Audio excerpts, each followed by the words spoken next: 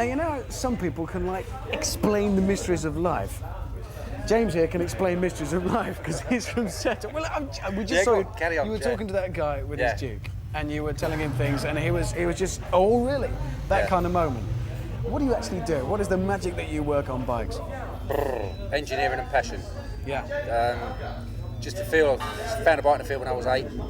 And it went from there. It's setup that you do. That's your specialty. So you'll do it either at your premises in London or you'll do it on days like this, when you come along and set them up. What are you actually looking out for? What are you doing to people's bikes? The balance of the bike, the way it goes into the corner, the way it comes out of a corner, and the pitch onto the front when you put the brakes on, the pitch onto the rear when you put the power on.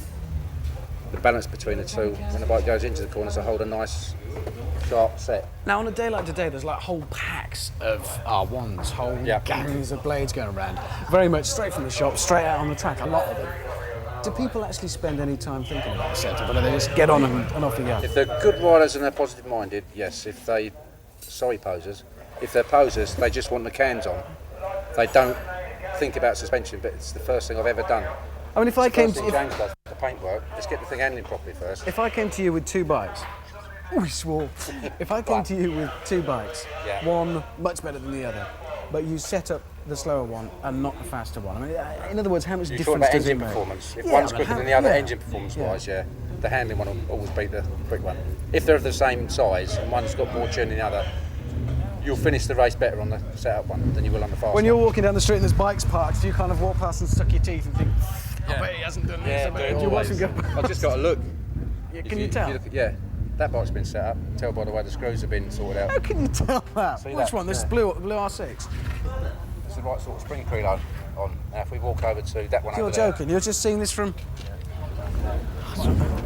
That one hasn't been set up. That's got too much spring preload on it, so that's going to be as stiff as a board, and that will tank slap its head all over the shop, and the 1000cc is a bit... So you actually can walk down the street? If you come to see me, I could dial it out now, 10 minutes. So you actually can walk down the street, look at bikes and say, no, that's wrong? Yeah, I look at bums as well, though. Well, that's good as well. No, that's important. So you are, in fact, amongst the most smug people on the planet, then? Because how do you know all this stuff? No, I've got to keep learning. That's why I work with James, because you've got to stay at the sharp end all the time. But how do you know all this? I've been racing 26 years. I race sometimes with James. I picked up racing in 1985. Big marriage bust up. And got back to bikes. And I love it. I don't know why I ever left. She got me wrong. I got myself right again. Excellent. So you are a man in his element. That much is absolutely obvious. I love it. Just give us one tip. So, say we have got our R1, our R6, our blade in the garage, whatever. We're going out for a Sunday morning, scratch around the back lanes. Is the one simple thing that we can go into the garage now? Your tyre pressures. Get them right. The morning, not the night before. The morning, because the bar pressure goes up and down like a yo-yo. Temperatures go up and down. So just before you go, cold tyres, tyre pressures. Last night's tyre pressure could be pound up and down. And that's your absolute number one Once tip. the bike's been set up, the best thing you can do to get your tyres in good nick is the tyre pressures. Brilliant. James, pleasure talking to you. You've got a queue of people who are going to come in and get themselves sorted out. Get the telephone number, then give us a shout. If you want your bike setting up. Do accents as well. Now, some people just arrive on whatever they've got and they go straight out on the track. Other people bring race bikes. Other people bring kind of halfway in between. Mike, we've got you Spanner in here. Now, I know you are riding as well, as you're quick to point out. This is your bike. Yeah.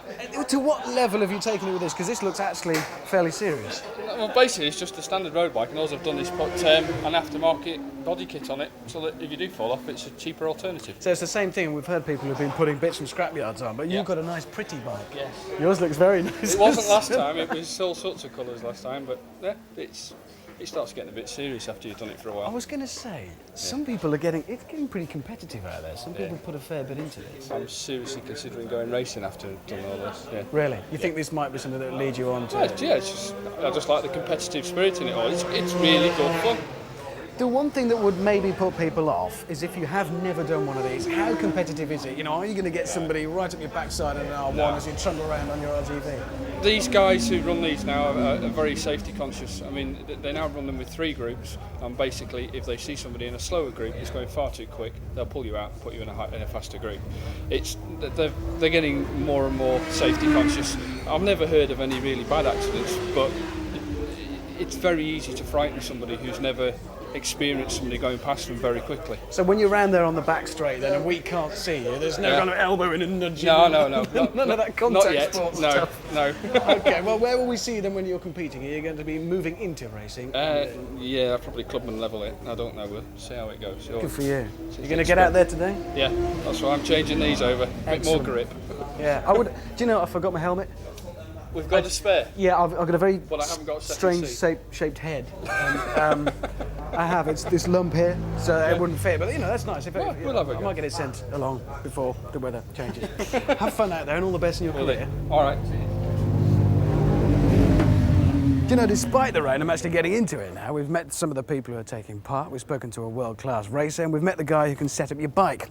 Aprilia has said there is actually a 250 waiting for me, so I can have a go. So it's time for me to get out there and look at that. I've got to meet it. I've got to go. Well, nobody would blame Richard for not bothering on a day like this.